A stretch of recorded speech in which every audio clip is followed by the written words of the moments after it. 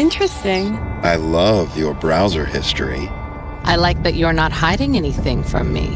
By the way, nice IP address. I like your neighborhood.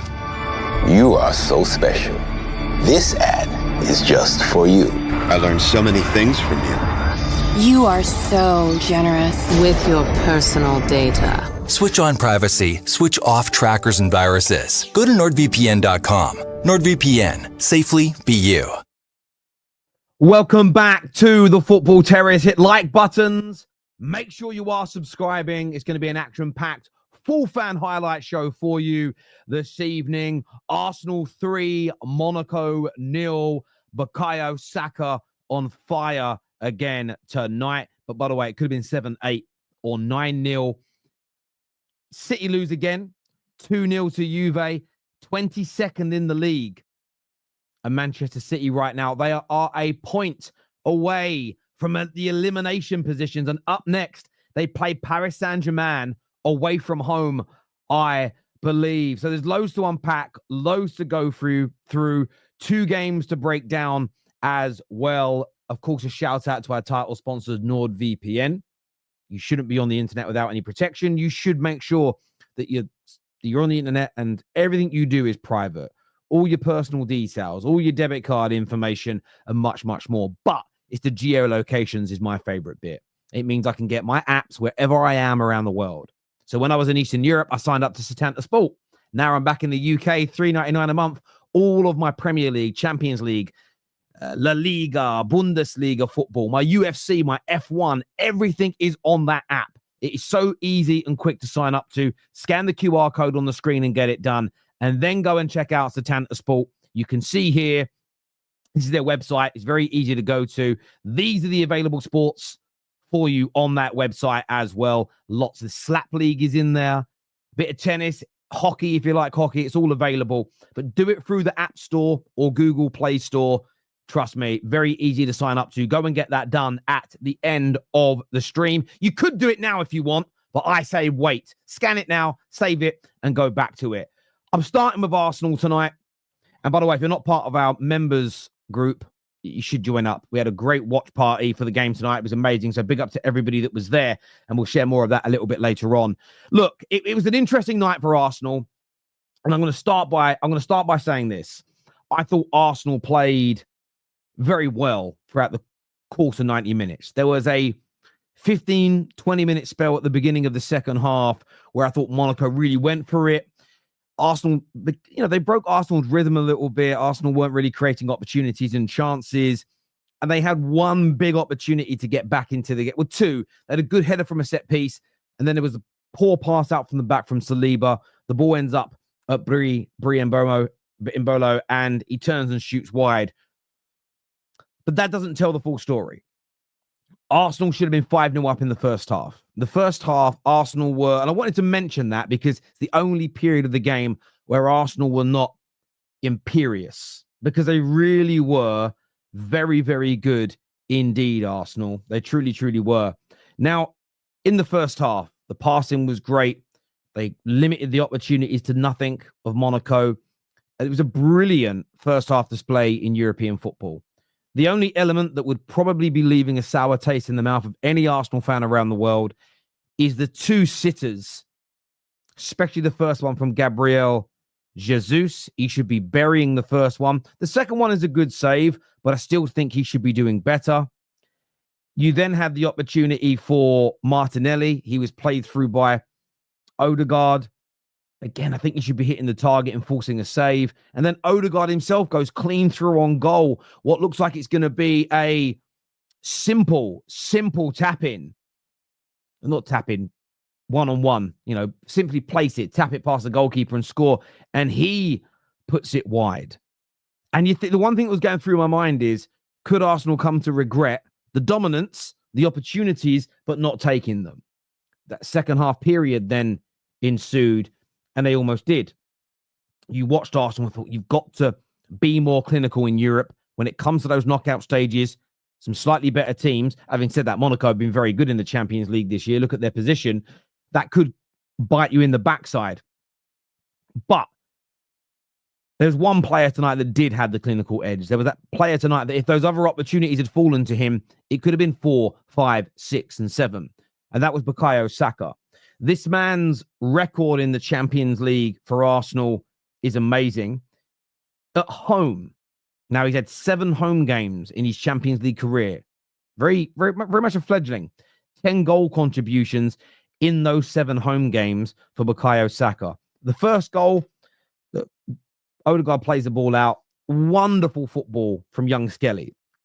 Strong hold-up play, an excellent turn to take his man out, and then he passes the ball through the lines, takes the midfield and defense out, and plays it through to Gabriel Jesus. The strangest thing about Gabriel Jesus is how is he playing that cross for Saka that accurately, that brilliantly, but not finishing his chances? I don't quite understand it.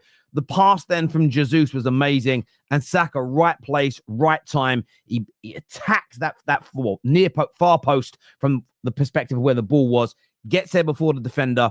The goalkeeper can do nothing about it, and he puts it away. And look, that goal obviously gives them the lead, gives Arsenal something to hold on to. Excellent. The second half I've already mentioned. There was that little period where Arsenal were a little bit vulnerable, where Arsenal had a few problems. But who stood up? First of all, I want to say, I thought the substitutions from Mikel Arteta were very good. He could see that Arsenal had lost a bit of zip, that Monaco are really going for it, and maybe there was a little bit of nerves, maybe there was a little bit of fatigue, but something needed to change. And he makes the substitutions, and Trossard comes on. He brings Jorginho onto the pitch. There's somebody else in the first set of subs who I'm now forgetting. They brought in a defender. Timber came on. That was it. And then Kai Havertz came on later. And it took maybe 4 or 5 minutes, but then Arsenal re-established their grip of the game from that point. They became the aggressor in the match, and they were attacking. But still, opportunities being wasted. Trossard with great chances. Either the final ball or the finishing was off. And you're just looking at it thinking, could this bite Arsenal in the backside? And then a really good piece of pressing play from Arsenal in the box. Forces a mistake from the goalkeeper. The ball lands at the feet of Saka. And again, like I've already said, if he had had those earlier chances, it would have been 4-5-6-0. He buries it, gets himself another Champions League goal. At 2-0, you knew the game was over. Monaco didn't have enough from that stage. Arsenal then take a very quick set piece, good cross to the back post. Saka picks it up. I mean, it could be a Saka hat trick.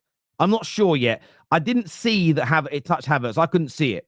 Okay. I couldn't see that it touched Havertz, but it was a good shot from him. It's either hit Havertz, the defender, and gone in, or hit the defender and gone straight in. The reason why, if it doesn't touch Havertz, it's significant, is the shot was on target. Therefore, it's a Bukayo Saka hat trick. Either way, Arsenal make it 3-0, and they deserve the 3-0 victory. I still think there's got to be a bit of an internal inquest. I think that Arteta should be knocking on the door of the board saying, listen, guys, love you to bits. Thank you very, very much for everything you've done for us, but we need another killer. Doesn't need to be a 9. It can be an inside forward. It can be a sort of second striker. It doesn't really matter what their profile is per se. It just needs to be somebody that's a killer like Saka. You add, because today, this should have been, a 3-0 victory in Europe, very good. But this could have been an all-timer. This could have been a game that was 6-7 or 8-0, sends a message. And I think Arsenal are sending a bit of a message in Europe. It hasn't been a great Premier League campaign for them so far, but I think the Champions League campaign has been different. Yes, they didn't get the victory away at Inter Milan, but if you imagine that game was a 2-legged affair and they narrowly lost 1-0, if you're a Gooner, you probably fancy yourself to get through.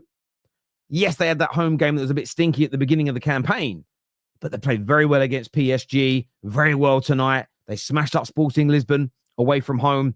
They've had some very good, they've been better, Arsenal, in the Champions League this year. And I know it becomes knockouts later on in the season, but this new format has thrown it all out of sync. You've got PSG and City that are on the brink of relegation or elimination, sorry. You've had Madrid struggling the whole time. Teams like Brest are probably going to make it into the top 8. Villa into the top 8, which people probably didn't expect. And I think Arsenal, when you look at the league table now, I'm staring at it, they sit 3rd in this league table. And I think even the biggest diehard Arteta outers, the biggest rivals of Arsenal, if you'd have said to them after 6 games, do you think Arsenal could be in the top 3? most people would have said no. Madrid and City, Inter, Bayern Munich, Atletico, Juve, maybe all of those teams would have been put above Arsenal. 110% they would have been there. You've got to remember, a couple of games ago, they were behind the likes of Sporting Lisbon and co that are now 17th. They've got 2 very favourable games to come. They should finish in the top 8. They could even finish as high as second. I don't think they'll catch Liverpool because they're 5 points behind them. They've got Barca that are ahead of them by 2 points. But I think you're looking at Arsenal coming in third. And remember, the higher you finish, the better the draw. The easier on paper the team you get in the next round. So Arsenal fans, want to hear from you, want your thoughts, feelings, opinions, and everything else on your display today. But I will just end my little Arsenal segment by saying Bukayo Saka is him. Bukayo Saka is top class. Tonight, I thought he was world class in his finishing, his dribbling, his application, everything. I thought he was brilliant tonight. I really, really did. And if Arsenal had 2 or 3 more players on the pitch delivering at his level, this could have been an all-time massive scoreline and historic result for Arsenal. But look, you can't scoff at 3-0 in any Champions League game, in my personal opinion. And you will get the 2 tap-ins. Listen, I don't care for anybody else's opinion on this. I don't call Haaland a tapping merchant. I think that space that he finds is absolutely impeccable. And I bet City wish that he got a few tap-ins tonight. Moving on to Manchester City, and it's not looking good, bruv. It isn't. I'm looking at the league table now. Let me scroll down. They're sitting 22nd. 2 wins, 2 draws, 2 defeats. They have PSV Eindhoven behind them. Zagreb. They've got Paris Saint-Germain. I believe they play Paris Saint-Germain next in this tournament. KJ said that on our watch party. I want to make sure I'm right. Yes, away to Paris Saint-Germain and then home to Club Brugge. No, I don't think they're going to get eliminated. I don't think they'll get eliminated. But there is a chance. There is a possibility here. If PSG beat them, there is the distinct possibility that they fall out, they fall below. If Zagreb pick up, I think Zagreb are playing Arsenal, they might get a little bit of a touch here. But there's a possibility they find themselves on the brink of elimination. If they then lost that final game or drew that final game, who knows how far that they could fall down that table. Club Brugge themselves are in I think they're in the elimination area. They might have jumped up after yesterday. Yeah, they jumped up because they won. But Club Brugge find themselves in a position where they're going to want to win these last 2 games. And the last 2 matches, they've played really well. I've watched both of them. They're in a really dangerous and vulnerable position, Manchester City. It's as simple and it's as straightforward as that. A very vulnerable position indeed. On top of today's defeat, okay, I'm just going to get all their results up here. That means 1 win in their last 10 games. This is getting to a point where it is not bad form. There is something fundamentally wrong with the group. We were talking about this on the watch party earlier, but I want to make sure I say this in the right way. But when I watch Manchester City play, their players have lost their confidence. They've lost their mojo. They've become impotent. They have a lot of the ball still. They have the ball in good areas. They get chances to score. And invariably, they fluff their lines. They're missing that half an inch. They were always half an inch quicker to a ball, faster to a ball, more accurate with the ball than their opponents. Something's off the boil. They beat Nottingham Forest just over a week ago, or about a week ago. And there was this hope from their perspective that there was this turning point, and it isn't there. And you've got to remember, Juve have not exactly been doing particularly well in this tournament. Now, they ended the game with 12 shots in the end with 3 on target. But they didn't get their second shot on target until nearly the 70th minute of the game. 1 shot on target in the first 70 minutes is absolutely horrendous. They then concede the second goal. And between that on the 78th minute and the end of the game, only 1 more shot on target in the entire match. This is simply not the City that we have witnessed and seen. And there's bad form. There's a bad run. There's a poor patch. 10 games is a long time. And still, the one thing I've been turning around, and listen, I'm not even trying to make this about anybody else. But to have 1 win in 10, I have never seen this type of form from a great manager at his great, with one of his great sides whilst he's still there. I don't remember this in my lifetime. I've seen great managers fall from grace, end up going lower and lower down the pecking order, and then having bad form. But to be playing this poorly with your great side, it almost feels a little bit unprecedented, especially from a Premier League manager of this level, of this ilk. He hasn't made them competitive enough again. And they're getting players back. You know, it isn't as though they've got a completely decimated squad. I remember when Ruben Diaz was out. All we heard, once Diaz is back, that defense is sorted. Guardiola playing in his favorite position as centre-back today. As an example, I will still say this. I can't believe Kyle Walker is still getting games. I'm looking at the manager for that. The midfield, people scream for Jack Grealish to play centrally. Pep's an idiot for not playing Grealish centrally. Plays in there today, and he was poor. The whole team was just poor. And Jack Grealish, I don't really go by what the stats say, as in the rankings they give. But most of the websites are giving him a 5.9 or lower. That's how poor he was. City fans, how are you feeling? What's going on? How does it get fixed? Can it be fixed this season? Is it just about signing a new player, or is the problem much deeper in your opinion? I would love to hear from you now. Please make sure you get your comments in. If you haven't hit the like button yet, get that done as well. We're going to go to some of your super chats before bringing the panel out. Not too sure who else. No City fans have turned up here. I wonder where they are. 1 win in 10, they're hiding now, innit? The 1 win in 10, they're hiding. Z here says Grealish has 0 goals in 2024 in 32 appearances. It's horrendous, and it needs more attention.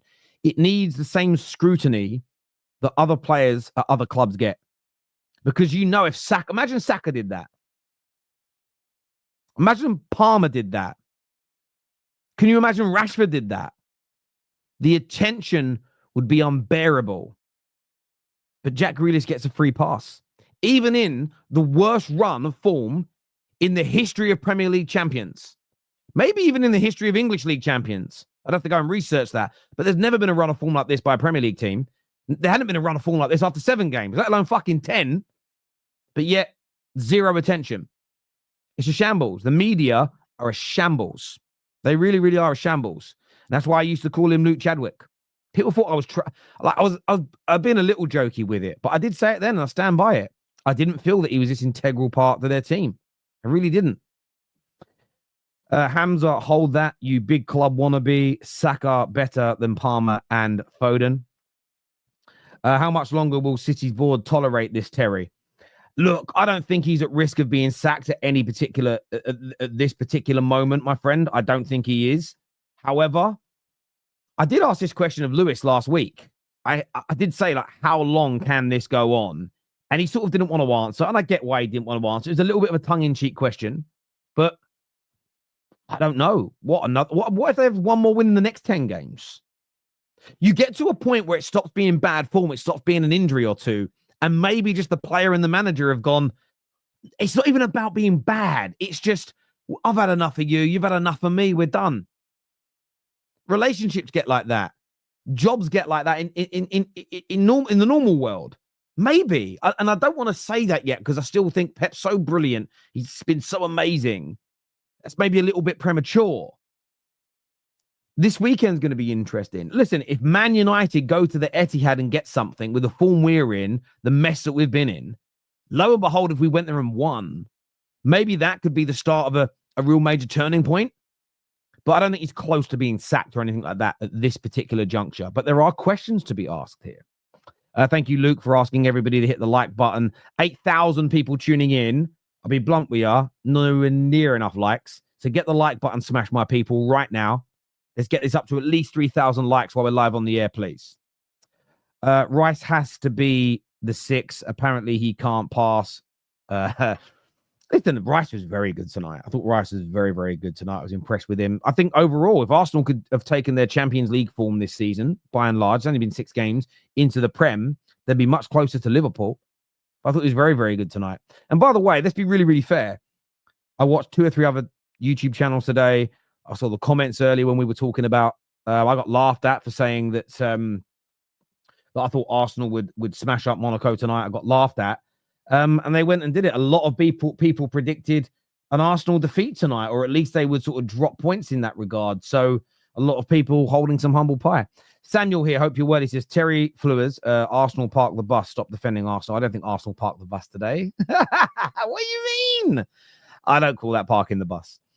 I've been saying to play Jesus on the left wing and buy a striker. Jesus is a baller and can create, but can't score for shit. I get that. I get where you're coming from when you say that. I still think you need to be looking for better, Ghost. I think you need to be looking for better overall, in my personal opinion. 3-0, third in the Prem and Champions League. Come on, you Gooners. Omar here says finishing first is the same as eighth, Terry, I believe. No, it isn't. It isn't. I don't have the graphic made up here, but there is one, and I will get it made and up on the screen momentarily for you. But what I've seen, now I haven't been told this is what I've seen, is that actually the whole thing is seeded. I'm gonna go and get it now, and I'm gonna make it. I've got to go and find the graphic from earlier because I don't remember it all off by heart because it's big, bruv. There's loads of detail on it. Let me just go now and make an overlay for you. Where we at? There we go. Hopefully that's worked. Yes, it has, my old mate. Right, let me get this up on let me just get this downloaded, and then I'll get it up on the screen. My wonderful viewers. I mean that. You guys should have been at the watch party earlier, by the way. It was amazing. It was great. It was like a watch along, but I could just sit and chill and we were all on camera together. It was nice. We're going to do more of them. If you want to know more about it, hit us up. Let us know. Speak to the members that were there that are in the comment section. Let them know what you think, thought about it, people. Let me just find it here. I'm going to upload what I've just downloaded onto the screen for everybody to see. There it is. So, yes, this is what I saw earlier on today. So, essentially, you can see when you look at this here that if you finish sort of first or second, you're likely to get somebody ranging between 15th and 18th in the table. Now, I know some of you will say, well, hang on, the team that's come 21st or 22nd could play the team that's come 4th or 5th or 6th, but they could also play someone who finished 12th or 11th. So it almost guarantees you one of the quote-unquote lesser or underperforming teams. So Arsenal currently sitting third. It would give them either a team 13th or 14th or 19th or 20th. That is what it would give you if you come third or fourth at this particular moment. So you drop down another place and suddenly you might be playing a team that's come 12th or 11th. If you drop down even further, you might be getting the team that's come 8th or 10th, 9th or 10th. So the better you do league position wise, the more chance you've got of getting on paper an easier draw. Having said that, you've got a lot of teams like PSG and City and Madrid that are quite low this year. So it could throw up a nice turn of events there. If only the media gave Saka the same hype that Palmer gets. Bro, I'm going to be blunt with you, though. When Saka was new and fresh, he got a lot of praise, a lot of love, and a lot of hype. It's what happens when someone's new. It's the emperor's new clothes almost. I think that's the right saying. It might not be. I think it is. How many seasons do you give Pep to fix this before he gets sacked? I don't know about seasons. He probably gets to.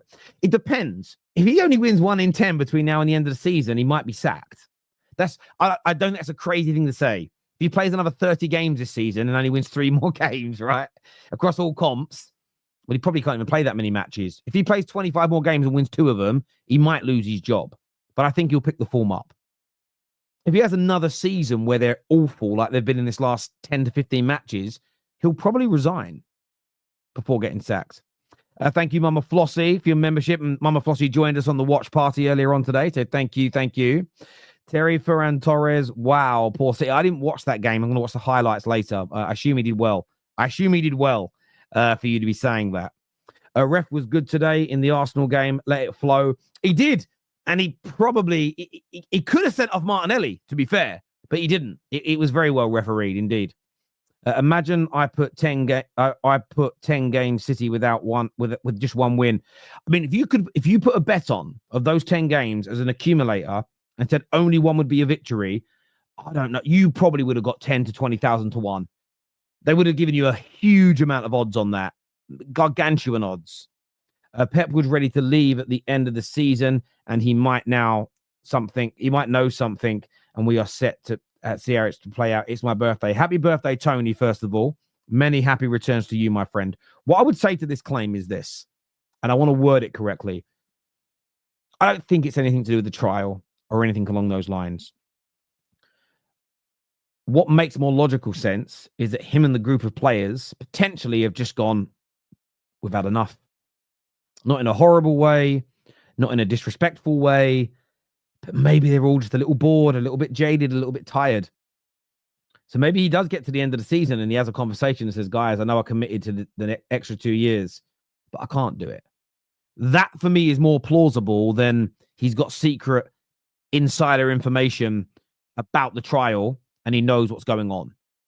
You know, both are probably wrong, but that has more logic to it. They're just in really bad form. that's the most likely answer. Is it Occam's razor? That might be the wrong name.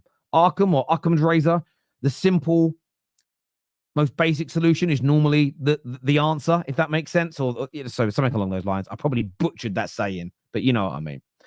Harold here, hope you're well, mate. He says that if players believe even with 100 points, there's a good chance of getting relegated, it might be a chance players unconsciously perform 10% lower. Listen, there is truth to that as well. That holds logic. That holds logic that cannot be denied. That is a very, very good point, my friend. What do you think it would take for the world to recognize Saka's greatness, Terry? Everybody does recognize his brilliance. Everybody. Earlier on today, I let it go on the streams. Something I do on streams sometimes is I don't respond. My own club, your club, someone else's. Sometimes I just let people speak. Sometimes I fight back. Sometimes I just sit and chill. And earlier on today, Hussam and Mo both said, I quote, words to the effect of, actually, Arteta has ruined Saka. They've turned him into less of a football player. I think it's only Mo Salah this season that has more goals and assists than him in the whole of Europe. 10 goal contributions in his first 7 games at home in the Champions League. He's a phenomenal player who has got better and better as he's got older. Is he perfect every minute of every game, every match? No. Are there flaws and issues? Of course. But everybody does recognize how brilliant he is. He gets into every squad in the world, and he starts for 99.9% of all the teams in the world currently. He's amazing. The only people that push back against it have agendas against him, Arteta, or Arsenal in general. It's as simple and as straightforward as that. He is brilliant. You don't have to think he's world-class because everybody has a different definition of world-class, but he is a top-level Premier League and Champions League footballer, and he would, in my opinion, if he plays for any good team in the world right now, he delivers. He scores goals, he creates, and he's an excellent member of that team and that squad. He's a phenomenal football player. The saying is, Emperor has no clothes. No, it isn't. Nice. Is that a different saying? I don't know. I'm going to Google it now. What does Emperor's new clothes? I swear that's a saying. Yeah. What does Emperor's new clothes mean? Emperor's new clothes is used in reference to a situation in which people believe or pretend to believe in the worth or importance of something that is worthless. I don't know why I used it earlier. I forget why I used it.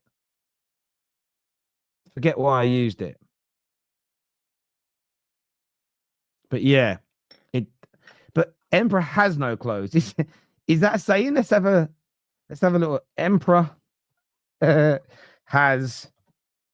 Oh, it is a saying. No clothing, meaning the Emperor has no clothes is in reference to a situation where people are afraid to criticize something that is false or has no value because they are afraid to go against the general opinion. They're afraid to criticize something that is false or has no value because they're afraid to go against. Oh, okay. So that would be Emperor's got no clothes, meaning is I'm not going to criticize Love Island because everybody likes it because they say it's brilliant, but it's false that it's brilliant. It has no value to our lives whatsoever, but I don't want to criticize it because it's like popular to pretend I like it. I think I got that one down. I think that's a good example. One urged TFL and PL fans to storm Haaland's ex with stay humble. Now, don't start bothering people online. We're not going to advocate that. 2, Saad Liverpool played City during their poor form, which Arsenal played City now. Everyone does.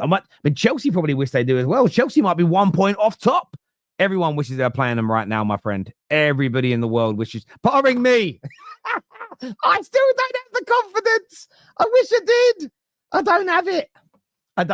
I'd love to beat them Sunday, though. Oh, it would us and how bad we've been. Imagine we beat them. Oh, it'd be amazing. Honestly. I think I'll end up having another kid. Yeah, there'd be another baby on the way. Nah, fuck that. I love my kids to bits, but no more. I'm going to have the snip, I think. I'm going to get it done so that no accidents can happen. Not that any of my current kids are accidents, but I want no more. I just want more dogs. Dogs are amazing. Less noisy and they smell better than kids. Do you know what I mean? So, listen, I'm going to bring my panel out now to have their say on the show. Make sure you've hit that like button for us, please. Still, I know a lot of you watching the television screens, but get the remotes out. Get the like button smashed for us right now, my people. Really, really important that that you get that done for us. It really, really is. Let's bring out Saad. Let's bring out Brandon, Trimless, Nathan, V. Sam is here with us. Saad, I don't want to make you wait right near to the end. I'm going to come to you first today, brother. Big win for Arsenal. Talk to me. Yeah, listen, happy to get the win. Bukayo Saka, brilliant, of course, in front of goal, scoring both of our goals and unluckily assisting the third one. But listen, it was a brilliant display from Bukayo Saka. I think Declan Rice had a very good game. I also think Saliba had a good game as well. Miles Lewis-Skelly looking so comfortable in a Champions League game, which is brilliant to see. As a young player, you'd expect him to have some nerves, but he looked very comfortable and just in his own. Do you know what I mean? Making his performance known out there to say to the gaffer, like, bro, you can get me on, man. You can trust me in these high pressure situations. I can come up clutch for the team. That first goal doesn't happen without Miles Lewis-Skelly, by the way. That first goal does not happen without Miles Lewis-Skelly. That ball was amazing, and that brings me on to Gabriel Jesus. Gabriel Jesus is shit. Like he's actually awful. Like there comes a time where I think it's ended. That time was at the start of the season, bro. That time was Bolton. when you know when he couldn't score against Bolton, I knew that this guy needed to hang up the boots, bro. Like Palmeiras, Corinthians, bro. One of these teams, bro, they're waiting for you. If not, say salamu alaikum. Learn Arabic, bro. Saudi Arabia is there, bro. They want the names. Go there. Become a Saudi ambassador and get your bread. Do your thing, but Gabriel Jesus deserves to be nowhere near the top level at all. He's awful. I'd actually go as far to say that probably Nunes is better than this guy. But anyway, that's a conversation for another day. You're just saying which shit stinks less, basically. Martinelli, I think Martinelli for me is somebody who I've protected and I've tried to back for so many times. I've tried to back him. But he just looks finished. And he could have been sent off in that first half. He's lucky that the referee let that one go because he really could have been sent off. He blatantly pushed that player, and the commentators were trying to say, it's not. He didn't mean it. He meant that. He meant to push that player. You could see because he was frustrated because he couldn't get past the player at times. So that guy just needs to clear his head. I don't know what he needs to do. Where maybe his time's done at Arsenal. I don't know. Yeah. But in regards to the rest of the team, man, I think, to be honest, Kivior had a couple moments here and there, but it's all good, man. Do you know what I mean? I'll let him go for this game. Party again, looking all right, looking good. But I just want to say this quickly on the team and on the performance as a whole, because we realistically should have been like 5 or 6 goals up in that first half. And if we do not take our chances in these games, I said at halftime, I see a 1-1 here. Thank God I was wrong. I said I see a 1-1 because that's what this team has done to me previously. They've done shit like this. It just gave me like, it stunk of like the West Ham game. It stunk of the West Ham game. You know, we missed all those chances. Also, the game against Liverpool, we missed all those chances. And then they came back and scored goals. Like, it just stunk of that. But This team now needs to get their head straight. We're good in the Champions League. We're third in the league. We need to win these last 2 games so we don't give anybody a chance to go ahead of us. And we need to keep this form going now. I'm hoping that Gabriel can come back ASAP because we need him on that left side. You can see that we're missing Gabriel Magalhaes. You can see it. But also, I want to say this. I was a bit concerned about this. I was a bit concerned about this corner thing that they done to us, where they put 3 man by the halfway line. That kind of effed us up a little bit with our corners because there wasn't as many bodies in the box as there normally is. And that's something that I'm a bit concerned about because people might have found out. People will probably be watching that, bro. And I'm not going to be surprised if we see that happening again in the Premier League, where people put them at the halfway line and just test it out to see if that's a cure for the corners. Yeah, I did think. I mean, Jose was doing that about 10 years ago at Chelsea, where he did this thing for a while where he just kept 3 players up the pitch, so people didn't attack their corners as much. There's got to be a way of stopping you sons of guns when it comes to those damn things. It's crazy. Nath, I know you've got to shoot off the work soon, bruv, so I just wanted to come to you and echo your thoughts. Echo that of Saad tonight. I mean, it was a good win, 3-0. Should have been some more goals, but you're in a really commanding position in the Champions League right now. Yeah, I think it was a great result in the sense of I think it's just one more win and we guarantee a top 8 finish. So in that regards, extremely happy about that. In regards to the performance, I'd be lying if I said it filled me with any kind of confidence moving forward. I mean, for me, it highlights the lack of killer instinct that we have in this team, especially in the forward line. I think, when we talk about Saka, we need to talk about world class. For me, consistency is my metric for world class. So performing at a top level for a consistent period of time and doing it year in, year out. And this boy is delivering. And for me, it's quite a shame that it's just him in that forward line that has that sort of killer instinct. And he's the only one carrying Arsenal on his back because it's the lack of quality up top is not only holding him back, but it's holding us back because teams are able to usually, double or triple team Saka and that right-hand side because there ain't enough killers. I mean, we saw Gabriel Jesus today miss 2 real sitters, and that's not acceptable at this level, to be fair. It's not acceptable, There's 0 killer instinct. Same with Martinelli. I mean, I've heard our fan base talk about how he's one of the more clinical forwards we have. And again, he's played through on goal and misses another sitter. And, against another team, we can get punished. And that's the type of game, if you look at, say, a Liverpool or a City when they're firing, they put that game to bed at half time and then it's resting players and for the weekend. And instead, the second half was a bit edgy until we got our second. So, but, going back to the starting 11, I mean, I spoke last time when I came on the show about the lack of balance and having left footers play on the left. And we saw that today with, Miles Lewis-Skelly and Moreno both playing on that left-hand side to support Martinelli. And we saw our build-up be a bit more fluent.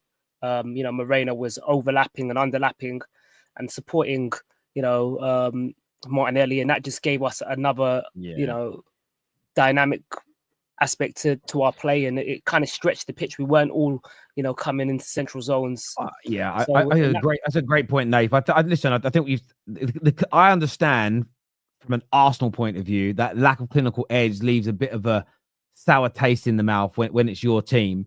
But I think your point about the balance in your side with the left-footed players in the team, you did look. And it's the fact that you didn't take those chances that you probably saw a little bit of a resurgence from Monaco in the second half because lo and behold, they were still in it. But actually, the performance should have given you at least a 2 or 3-0 lead at half time. And that all came from, as you say, the balance of those left-footed players being on the pitch. Yes, and that's why I've been very critical of Arteta because it feels like, 1 or 2 injuries and he seems to just rip up the rule book and start playing players out of position and just focusing on seniority. And today we saw a kid in Miles Lewis-Skelly who, steps into the, first 11.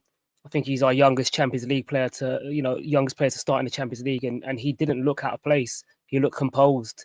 It was his moment of brilliance, his moment of composure, strength, ability to kind of get away from his man and then play the through ball, right? That changed that first half for us and put us in the front foot and got us the goal. And I just wish kind of like, hindsight is always 20/20, but I wish kind of that Arteta was less of a coward in earlier parts of the season and gave some of these kids more opportunities, because it doesn't upset the balance and the rhythm of the team so much. And we saw that today.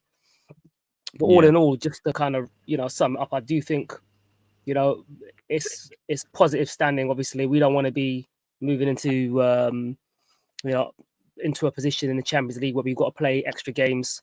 Having that break will be crucial. And all in all, I think, a manager can sit there and think he's rotated. He's managed to take off the likes of Declan Rice, bring on players like Jorginho. He gave Jesus a start, as poor as he was.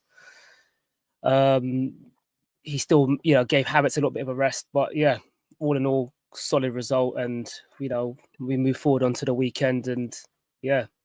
Who did you play at the weekend? I believe it's Everton. Everton. Yeah. Can I just say one more thing? Sorry, I know you want to move on to other people. Yeah. I just want to say one thing. Also, Odegaard, bro. I don't know what's happened to his shooting boots, but he needs to sort it out, bro. Because Odegaard is a player that I do not look at Odegaard and think, he's gonna miss open chances when he's in the box, bro. When Trossard done that little pass, that slotted the ball through to him, bro. He should be putting that in the back of the net, bro. Do you know what I mean? And I look at Odegaard, and I'm not even going to get onto Odegaard too much, because we all know what he offers anyway. Apart from scoring goals, we know what he offers. But he, as a senior player and as the captain, I expect you to be able to put those chances away. Gabriel Jesus is shit. Martinelli's been shit. So I expect them to miss chances. But you as a senior player, I don't expect you to miss chances like that, because I know you're better than that. I know you're a player that's on the brink of world class levels. So you don't think it's a one-off thing, no? No, because he's been doing that in other games. And even in other games, something's wrong with this guy where he hesitates. He doesn't want to shoot. And I'm like, why? Just rush your foot through. Do you know what it is? I do think. Sorry, go on. I was going to say, I do think we as fans sometimes look at Odegaard as a player that we kind of profile him as a player that he isn't. We look at him as a 10 and a natural attacking midfielder, but in reality, he's not a natural in goal scoring positions. That's not the type of player he's ever been. He's not a Bruno Fernandes. He's not that. He's not a killer. He's not a killer. He's not a killer. Exactly. That's not what he does. And I don't understand why Arsenal fans, you win 3-0. Yes, we missed some clear-cut open chances. But off the ball, we were still better than Monaco. We win 3-0, and you still come here and want to pick on the negatives and talk about the 90 minutes as though it's such a terrible game. No, we're just talking about points of the game that we thought was a concern. It's not as being negative. It's not as being negative. I'm saying, for example, what Saad just said right now, with something is wrong with Odegaard because he doesn't shoot, or because he didn't shoot for that. Like, I don't get that. That is nitpicking. Yeah, he's just identifying something that he's seen in Odegaard's game recently. I don't think that's him being negative. That is one thing that you identified. What about all the other 20 things he did in the game that were positive that you did not identify? It's so easy for us to say, like, all I care about right now is this, right? We're third in the Champions League table. If they had told any one of you here that we would be third by this time, when Champions League started, no Arsenal fan would have believed it. I'm happy at where we're at. We're third on the table. We played a tough team. We came to play. The other team didn't come to sell ice cream. Sometimes we talk about the other team came to sell ice cream. They came to play. Can I ask you a question? Bro, do you know? Hold on, trim this. Just let me say one thing, yeah. So for me, the bottom line is, I think Dio. Let me just say one thing, because sorry, brother, sorry. Because the thing is, I say this stuff because although this is the thing, to be a top team and to be an elite team that wins trophies and tries to achieve for the highest orders, bro. Although you have a good game, you have to criticize where criticism needs to be. Us as Arsenal fans, I've seen this a lot with the fan base. Every time even though we win, people start going crazy if you speak about anything that's negative. This is what we do as Arsenal fans. We stick our head in the sand and we don't want to hear nothing that's negative. We don't want to hear no criticism when it's a win. We just want to hear the good stuff. Let us hear the good stuff. Bro, you can criticize the team. It's not about the good stuff. The off the ball. Okay, let's talk about off the ball. Saad, let's talk about off the ball. What Arsenal did when Monaco had the ball. Let's talk about exactly how the players position themselves. And the Martinelli yellow card, as crap as Martinelli was today, I called him crap. I don't like the guy today. I've not liked Martinelli this season. I think that we need to get somebody else in January, personally. But right now, that's who we have. But you know, Martinelli stopped a transitional play from Monaco with that yellow card. They would have been on the ball, G. On the ball, no, I get it. No, I just said on the ball he's crap. I just no, not even Martinelli. I mean, the whole time today. Martinelli, we were sloppy on the ball, bro. We was making mistakes. Even the first pass of the game, we made a mistake. We started in neutral. I agree with you. It was poor. That's why Nathan earlier was saying he's not being filled with confidence. It's not as being negative. I hear you guys on this. People don't see the results. Let me just ask you. Game, but it wasn't. Go on, Nath. Can't the two exist? Like, I don't understand why the two conversations can't exist. What Saad is saying is constructive criticism. He's not piling in on Martin Odegaard. It's not to say Martin Odegaard didn't do nothing within that game, that he offers nothing to the club, that he doesn't work hard out of possession. What you're doing is you're taking one small, criticism or constructive criticism, and you're applying it to his whole, as if Saad has rounded his whole game up by saying he's absolutely trash. We need to upgrade on him. We need to sell him tomorrow. I mean, look, we said this about Bukayo Saka years ago, that he could be more potent in front of goal. He could be more of a G&A player, and we're seeing that now. So there's nothing wrong with us saying, in attacking areas, he could be, it'd be positive for him to kind of shoot more often when he gets the opportunity, or to be a bit more clinical, or to try and add that aspect to his game. But that's not. That doesn't mean we're simplifying his whole game today. He's not good enough. Constructive criticism is saying Martin Odegaard today, his shooting was bad, but we know he can shoot because we've seen him do it last season. And he's coming back from an ankle injury in context that we all know about now, right? So maybe that's why he's a bit off. Dio, can I give you a super chat here that's addressed to you? It says, Dio, that Mbolo, by the way, I didn't know where he was, Bree, and I found out it was at Monaco. I need to start playing computer games again, because then you know where players are, don't you? Dio, that strike, if that strike goes in, the complexity of the game could have changed. I agree, which is why I said one of the transitional plays that Martinelli stopped, fine, he got a yellow card for it, as bad as he was today. Thanks for stopping that transitional play, right? That for me was, if that's all you could do to make sure that we had a clean sheet and we got out of this game with 3 points, fair enough. Now, next game, play Trossard, put Martinelli on the bench. For how crap he was today, that's what I would do as a manager. I mean, it's who we have to work with at the end of the day. I can individually criticize certain players and what they did, but I can say this for a fact, that at the end of the day, none of us here sat down at the beginning of Champions League and thought we'd be third on the table by now, after 6 games. No Arsenal fan thought that. So where we are at right now, and with the way we've been playing this season, even though we know we can play better, I think we're overperforming. And I think that for me, I do think we're overperforming right now, because we've been playing crap. We've been playing very well. We haven't been. How are we overperforming? I'm saying at the beginning of Champions League, after 6 games, would you have thought Arsenal would be third on the table? No, it's not that. Would be up there, based on how we're performing in all competitions, I don't think we're overperforming. Man's acting like we're Brest, bro. I'm saying based on what we expect from our team and how we've been playing. I expect Arsenal to what do you call it, be in the top 8. Listen, I expect Arsenal to be one of the best teams. Yeah, I expect us to be in the top 8. I didn't expect us to be third right now.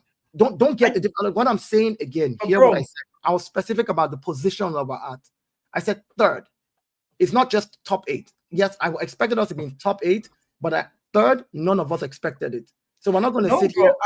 I think maybe you had different expectations than I did. I expected us to be one of the best teams this in the competition, and with the teams that we had to play. Besides Inter, I thought we should have been able to beat majority of these teams. I thought we should have beat Atlanta. We should have had a better performance versus Atlanta. I thought we should have had a better performance versus Shakhtar at home, where we scored 1 goal and we missed a penalty. But that's One second. Performances. I'm doing the same thing you did. You disagreed with 1 point Saad made. And the point you've just made is, I think, a little bit more ridiculous than what Saad said. Saad was criticizing Odegaard's performance today. Against Shakhtar, did we play well? We did not play well versus Shakhtar. That's what I mean by overperforming. We did not play well today at parts today. But guess what? We're good enough team. That's what I meant by overperforming, Egal. When we're not playing well and we're getting the points, that's not overperforming. That's just showing you're better than the other team. That's not overperforming. Overperforming is if we're playing Real Madrid, Bayern, Inter, and we slap all of them 3-0. That's overperforming. No. What we're doing right now is what we're expected to do. And actually, I would would say we're not doing it to the best of our abilities. We could have scored 6 goals today. We could have scored more. Today was a perfect result, but the performance was not perfect. Let's not lie.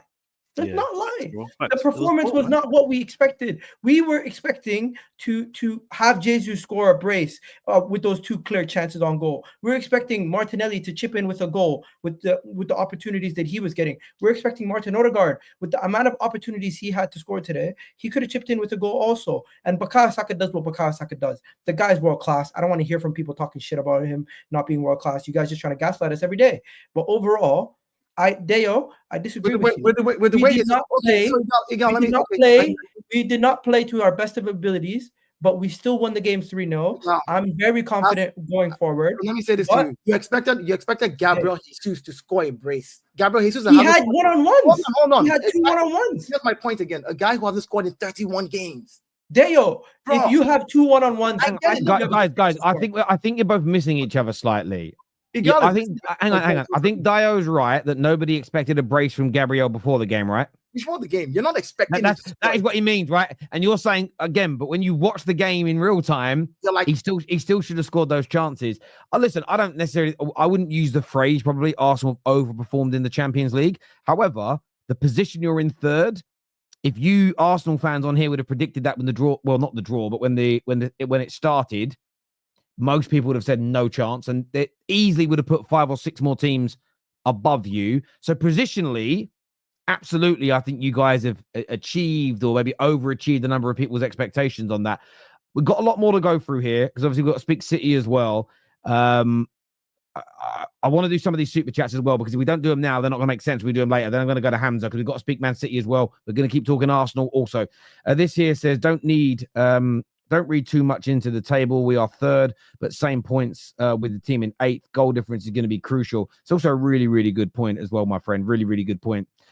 Dio, with the classic example of how not to insert yourself into a conversation without knowing the context. Saad was just pointing out something he saw. He wasn't being negative, is what Marcy says here. Arsenal fans need to enjoy the win, clean sheet, and let Arteta constructively criticize the players. We can speak on players, but let's stay positive, is what Nate Dedge has got to say here. Pep's okay. We'll come back to this. We'll come back to Pep in a minute. We'll come back to Pep and City. We'll all enjoy that. Also done that one already. Odegaard is post ankle injury. It will affect his shooting. Oh, come on. He's fit. He ain't feeling. His ankles feel better than before he got injured. He's had it all sorted out. We're not doing that. Like, have you ever had an injury and had like top level like maintenance? You often come back. His ankles feeling great. Next they'll tell you he just had a baby. Give him a break, man. His wife's just give birth.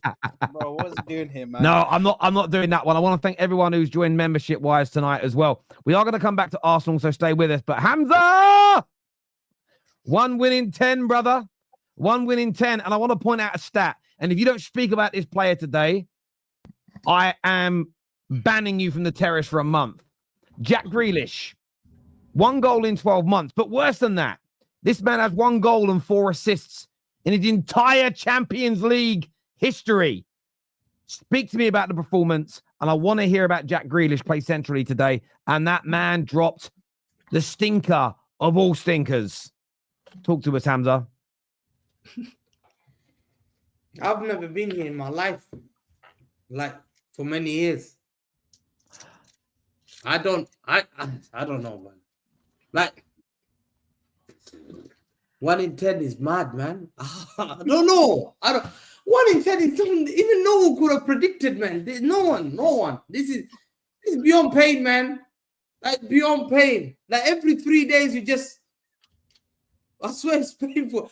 People don't understand. Like I'm speechless. Like Hamza, why do you start it? Why do you start off like this? I'm talking about for 6 weeks of madness. But you want me to explain tonight? Just go give me 1 loss. But it like all this loss. Listen, oh my God, listen. Thank God. First thing is, we were poor tonight. I said it before. I said, let's not hide this, that Juventus are a poor side. Juventus are 6th in Serie A. Juventus drew to Empoli. Empoli is that perfume that we use. I think it's Empori or something. Empoli, something like that. That's the only thing. I don't know where they're from, which side they are in part of Italy. Yeah, they drew to Parma. Parma got relegated Division 3. The last time I remember Parma was Buffon was 17-18. Cannavaro, Thuram, Crespo, Dino Baggio, Diego Fuzé. Those are the names. Ariel Ortega. That's the last time I knew about Parma. After that, I said, Alhamdulillah, what happened to Parma? I just found out, I swear to God, 2 days ago, Parma are in Division Serie A. I thought, what? I Googled, I said, let me do my homework on Juventus. I looked at the research, 2-2 to Parma. I thought, Parma drew to Juventus. Empoli drew 0-0. Today, it was all about, like, listen, it's not about Pep. I will not blame my manager. It's nothing to do with Pep. Defensively, we're so bad. We're so poor. When I said this defensively, we're conceding goals like 2 against Juventus. Yeah? A team that got battered to Stuttgart. Hamza, let me ask you a question. Let me ask you a question. You're saying that your team can't defend properly. Why is none of that on Pep if he keeps picking the same play? You all told us that we don't have any option. No, you got Diaz. There's no Diaz solution. is now back. Listen, people don't realize. Nonsense. These fans have to realize we don't have a solution now. Diaz is now back. Because why? Akanji is out. Ake is out. Stones is out. I said it in the summer when I stopped saying it's about risk assessment. 1 second, Terry. In your work, do you do something called risk assessment? Yes. When you go every year, do you not discuss about what are possibilities? For example, if your work depends on computers, if something happens, something must be a backup.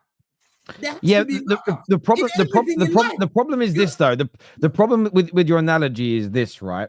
Is this isn't a one-off game. Yes, Akanji's out. Sorry, yes, Akanji's not there. Yes, Ake is not there, and yes, Stones is not there.